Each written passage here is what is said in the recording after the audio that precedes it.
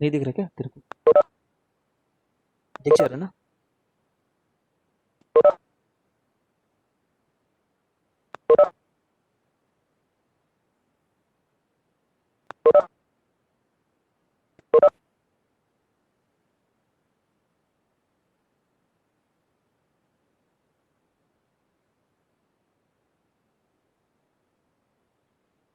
ठीक है, देखो, तुम्हें जो क्वेश्चन होगा वो इस फॉर्म में दिखेगा। मैं बोल रहा हूँ कि डेफिनेटली तुम्हें कोई एक पीएक्स दिखेगा, डेफिनेटली कोई तुम्हें क्यूएक्स दिखेगा। आवाज आ रही है कि नहीं, एक बार कंफर्म करा दो।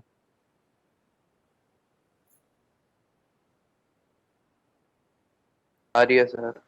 अगर तुम्हें पीएक्स नहीं दिखता है, मान लो पीएक्स जीरो है इस क्वेश्चन में या फिर वाई जीरो है इस क्वेश्चन में, तब तो ये क्वेश्चन और ज्यादा सरल हो गया ना। ये तो और भी ज्यादा सरल हो गया, क्योंकि इसको उधर भेज देंगे। एक साइड एक टाइप के फंक्शन, एक साइड एक टाइप के फंक्शन, इससे अच्छा और क्या मिलेगा हमें? तो ये तो हद सिंपल केस हो गया। प्रॉब्लम तब आती है जब एक वाई मल्टीप्लाइड रहता है ना, और उसको भी हम लोग जानते हैं, है ना। दिस इज, समझो ये ओशन में से एक सिंगल ड्रॉप को पढ़ रहे हैं, ठीक है। बट काफी बार आता है ये। बीटेक में अगर तुम केमिकल इंजीनियरिंग लोगे ना, तो ये वाले इक्वेशंस बहुत बार पढ़ने पड़ते हैं। खैर, जब ये आता है तो हम लोग क्या करते हैं, एक प्रोसीजर है, हो सकता है बर्नौली ने दिया हो, आई डोंट नो, ठीक है, मेरे को नाम वाम से नहीं याद है। बट इसका एक प्रोसीजर है सॉल्व करने का। वो प्रोसीजर ये है कि पूरे इक्वेशन को multiply the entire equation, multiply the entire equation by a term. एक पर्टिकुलर टर्म से मल्टीप्लाई करो, कौन से टर्म से? E to the power integral of f x, यहाँ पे पी यूज किया इन्होंने, है ना। अरे यार, हो भी जा।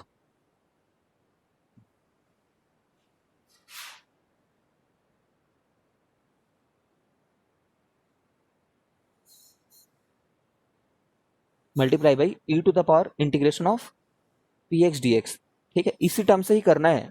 देखना फायदा क्या होगा, है ना। ये पी एक्स याद रखना, ये वाले इस वाले साइड रहता है, ये वाले साइड नहीं रहता है ना। इस वाले साइड नहीं रहता है, कई बार बोल रहा हूँ इस बात को, ठीक है, ये वाला है। अब इसे y dash e to the power integration of p x d x plus, हाँ प्रोडक्ट फॉर्म में हो जाएगा साबित, सही बोल रहा है। E to the power p x d x, p x y equal to q x e to the power p x d x, ठीक है। अब ये जो टर्म तुम्हें यहाँ पे दिख रहा होता है ना, ये डी ऑफ समथिंग बन जाता है, ठीक है। ये d of y into e to the power integration p x d x बन जाता है असली में, ठीक है। ये पूरा का पूरा एक सिंगल डी में आ जाता है, और उस साइड वही रहता है हमारे लिए, क्यू एक्स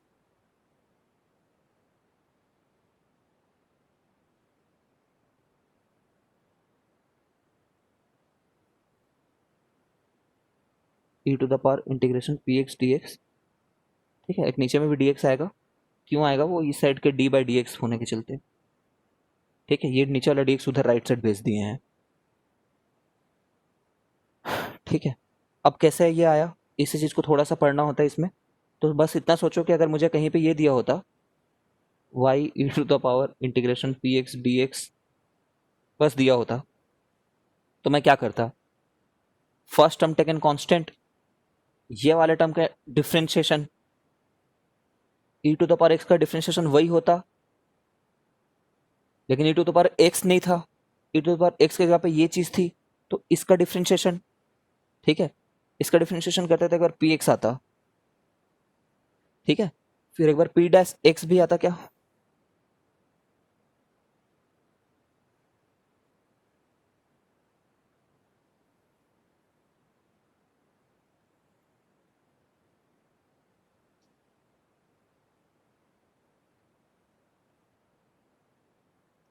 ठीक है, जस्ट मिनट ना, पी डैश एक्स भी तो आएगा। नहीं आया था सर, इंटीग्रेशन का डिफरेंशिएशन किया था। अच्छा सॉरी, यहाँ पे नहीं आएगा क्योंकि इंटीग्रेशन का डिफरेंशिएशन क्या है। ओके, अब यहाँ पे एक बार क्या लेंगे, इस टर्म को कांस्टेंट ले लो, ठीक है, और इसका डिफरेंशिएशन कर दो,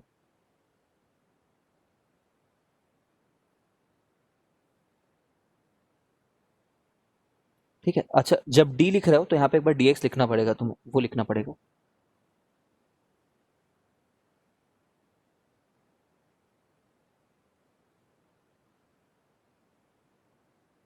क्या टर्म को लिखे यार अपन, ऐसा मान लो ना कि डी बाई डी एक्स किए थे करके, ठीक है। तो डी बाई डी एक्स किए थे करके मान लो, क्योंकि वही तो डी एक्स को इधर भेजना है ना फिर अल्टीमेटली। तो ये टर्म आ रहा है और यही टर्म यहाँ पे लिख रखा है हमने इतना बड़ा। ये जो टर्म है, ये वाला टर्म है y, एक बार px भी नीचे में रखा हुआ है, और ये पूरा टर्म,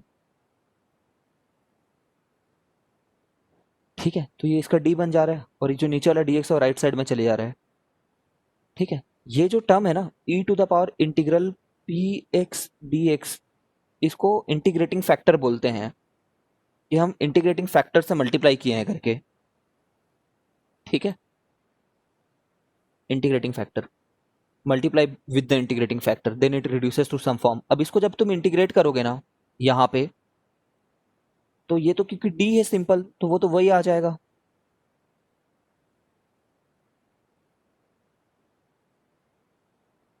ठीक है। राइट साइड में ये रहेगा। हाँ, इसमें मैं जरूर बोलूंगा कि यहाँ पे तुम्हें इस चीज को रटना है करके, ठीक है। इस चीज को वाकई रटना, मैं ऐसे रटवाऊंगा, इतने बुरे फॉर्म को नहीं। यहाँ पे जो लिख रहा हूँ वो रटो।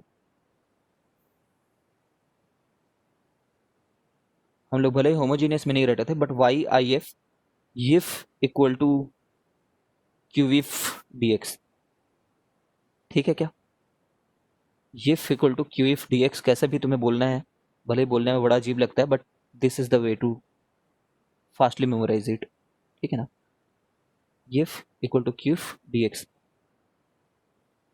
इसको सीधे यूज करेंगे अपने क्वेश्चन में। एक बार एप्लीकेशन देख लेते हैं, ठीक है। बाय डिफॉल्ट वैसे तो चैप्टर ओवर हो गया यहीं पे।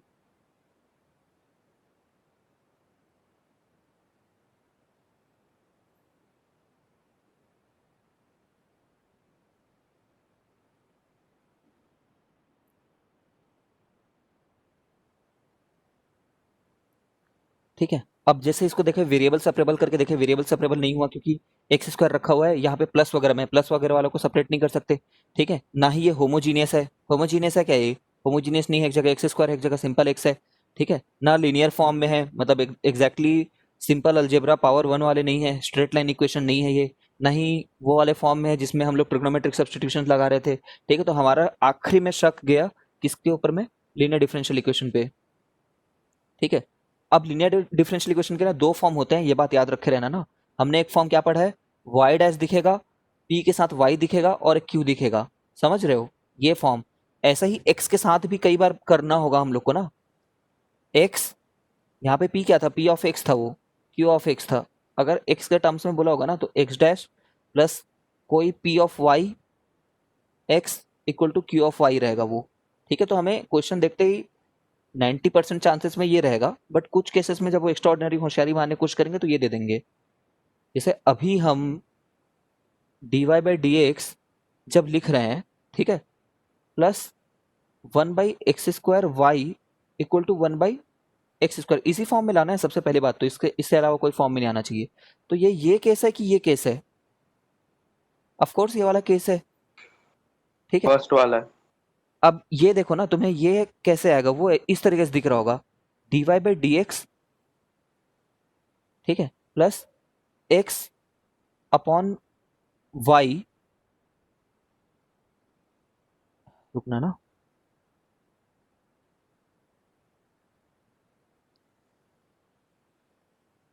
कुछ होगा यार यहाँ पे ऐसे।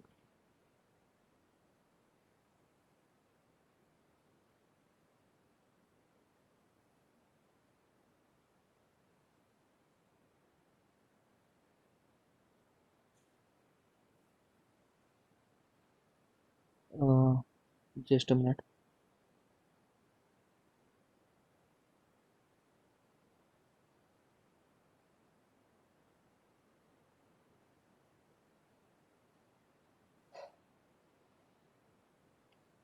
देखो ये क्वेश्चन को देखो, इसमें भी एक बंदा काफी टेम्पटेड होता है ये सोचने का कि लीनियर डिफरेंशियल इक्वेशन है। पहले बात तो यहाँ पे y का स्क्वायर आ गया, वहीं बात खत्म हो गई कि लीनियर डिफरेंशियल इक्वेशन तो हो ही नहीं सकता। ठीक है, उसके बाद वो बंदा ना बहुत कोशिश करता है इसको वेरिएबल सेपरेट करने का या फिर होमोजीनियस बनाने का, कुछ करने का, बट वो ये भूल जाता है कि ये एक्स में लीनियर है और इसको रिवर्स करके शायद वो चीज़ बन जा रहा हो। ठीक है, तो इसको ऐसे रहने दो, उसको सेट भेज दो एक बार के लिए। एक्स स्क्वायर प्लस वन, हो सकता है मैंने परफेक्ट एग्जाम्पल ना बताया हो, बट लेट अस सी। उसको इन्वर्ट करोगे तो d x upon d y आ जाएगा। अरे वन अपॉन, ठीक, मैंने परफेक्ट एग्जाम्पल नहीं बताया फिर। आई होप तुम समझ रहे हो, बट कि इसको उस साइड भेज करके इसको इन्वर्ट करके देखो और फिर चेक करो कि क्या वो लिनियरली वैसा बन पा रहा है।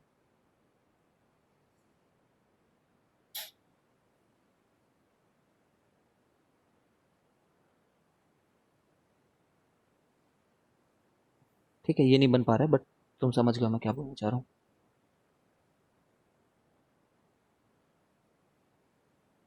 तुम्हें क्या चीज़ पे ध्यान देना होगा? तुम्हें ये ध्यान देना होगा कि जिस टर्म में दोनों चीजें मल्टीप्लाइड हैं, है ना, एक तो सिंगल एकदम प्योर टर्म रहेगा, वो तो हमेशा right side of the equation में चले जाएगा। ठीक है, this is not the perfect example, I am just giving with the guideline. जिसमें दोनों मल्टीप्लाइड है उसमें लीनियर कौन सा है? जो लीनियर दिया हुआ है ना उसी का लीनियर डिफरेंशियल इक्वेशन बन सकता है, तो ये वाई का लीनियर डिफरेंशियल इक्वेशन नहीं है। इसमें देखो वाई लीनियर में है। ठीक है, तो इसमें इंटीग्रेटिंग फैक्टर पहले निकाल लो ना, वही निकालने में क्योंकि एफर्ट लगता है। तो ये होगा, इसको इंटीग्रेट करना होगा वन बाई, इसका इंटीग्रेशन कितना होता है? ऐसा इंटीग्रेटिंग फैक्टर दिया होगा जो हर बार बनेगा, कितना होता है इसका integration? Minus one by x होता है। -1/x, हाँ। ठीक है, ई टू द पावर, तो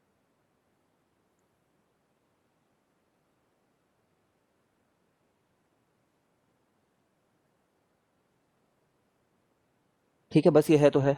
अब आंसर क्या होगा? ये इंटीग्रेटिंग फैक्टर निकालिए, यहाँ पे कांस्टेंट मत लिखना है यार।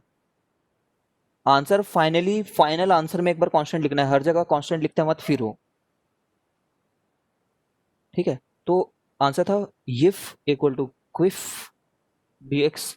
ठीक है, तो इफ लिख दिया मैंने यहाँ पे, इस साइड पे खत्म हो गया, इस साइड इंटीग्रेट करने का कोई झंझट नहीं रह गया। ये हम कॉम्पिटिटिव की बात कर रहे हैं, सीबीएसई में तो पूरा करके बताओगे कि यहाँ पे कैसे आए हो, जैसे मैंने राइट साइड में वहां पे किया था। ठीक है, this is in CBSE also. Integration q if, Q क्या था इसमें? क्यू राइट साइड वाले इक्वेशन को बोलते हैं। ठीक है, क्यू इफ था ये। ठीक है, अब ये इंटीग्रेट करना है हम लोग को, इसको बाई पार्ट से कर सकते हो या फिर वन बाई एक्स को टी लेकर के कर सकते हो। वन बाई एक्स को टी लोगे तो उसका डिफ्रेंशिएशन बगल में रखा हुआ है, समझ गए हो क्या?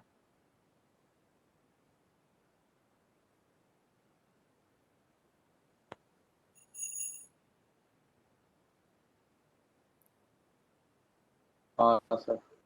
तो ये इक्वल टू, जब इसको टी लिया तो यहाँ पे कुछ आ गया, इसका इंटीग्रेशन इस वाले पार्ट का इतना ही आ गया है ना, तो यही आंसर है e⁻ फाइनली। -1/x।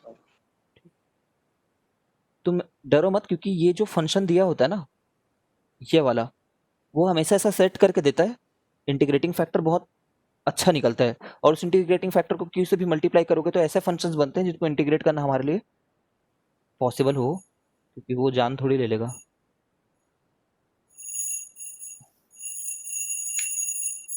तो एक बार तुम इसको करके देखो, एक सॉल्व एग्जांपल देखते हैं। ठीक है, थिंक अबाउट इट कि ये तो साफ सुथरा दिख रहा है कि ये y का ही इंटीग्रल है करके, और कॉस स्क्वायर, समझ पा रहे हो ना, यहाँ पे ये आ गया, इसका इंटीग्रेटिंग फैक्टर बनाने के चलते ये बना हमारे लिए, तो ये बना। ठीक है, e to the power p x d x. इसमें तो सब में y वाले। हाँ, सब y वाले हैं, इसमें कोई भी x वाला नहीं है।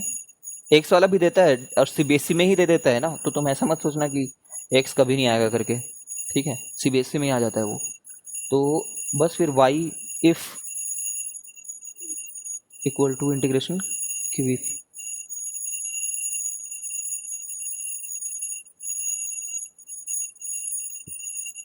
करना, फिर इसको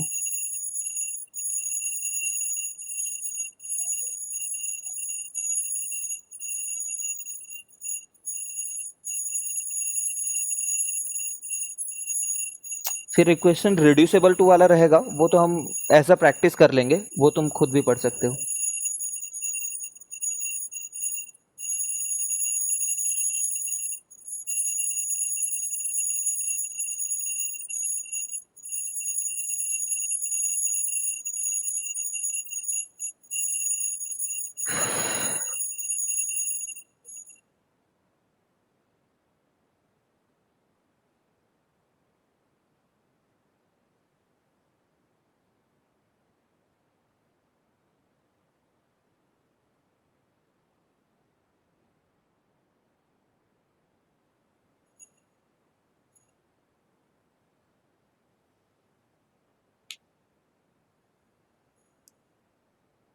ठीक बनाना यार, फिर खत्म करते हैं आज की क्लास। सुनो, मैं 3 दिन अब क्लास नहीं लूंगा, है ना, मंडे तक नहीं रहेगी क्लास अब। आज मेरी सेकंड क्लास भी नहीं लूंगा मैं। ठीक है, थोड़ा हेडेक सा हो रहा है, दोपहर में सो नहीं पाया था मैं, तो सीधे ट्यूसडे मिलेंगे अब। हाँ ठीक है यार। हाँ हाँ ठीक है। मैं शीट को डालता हूँ, रुको, होमवर्क के लिए। ठीक है, तुम लोग बताओ एक बार, टेस्ट को क्या करें, बाद में रखें कि रखें संडे को? तुम्हारी मर्जी है, तुम चाहो तो ट्यूसडे वगैरह को भी रख सकते हैं टेस्ट।